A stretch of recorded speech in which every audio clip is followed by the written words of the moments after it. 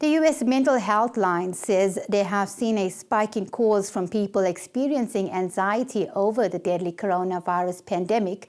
It is estimated that 40% of calls since the virus started were from people who had never seen death and dying before.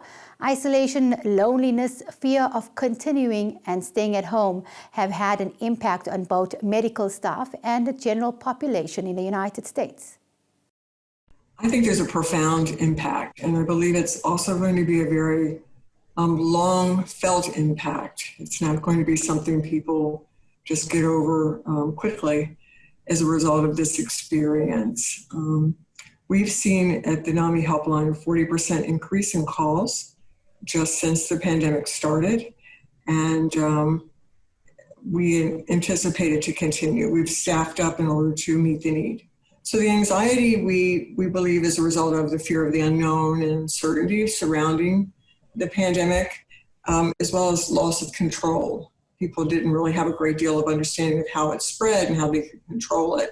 So that created a heightened sense of anxiety. And we actually saw a lot of panic attacks, people who contacted us in the throes of a panic attack, and we were able to talk them through that, to normalize their situation for them a bit. Now they're speaking more about depression and isolation.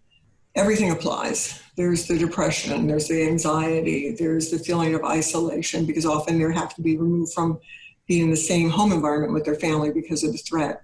But the imminent fear and physical risk to their health because of the coronavirus is very real. And we're beginning to see them showing the signs of trauma, which is really a perceived or realized threat to one's physical well-being.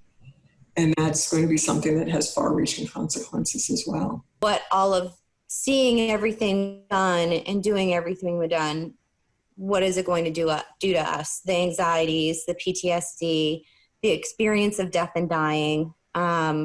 Most people haven't seen death and dying like this. A couple people a day under your care, that's not normal. Seeing one every now and then is not even normal when we're normally caring for patients.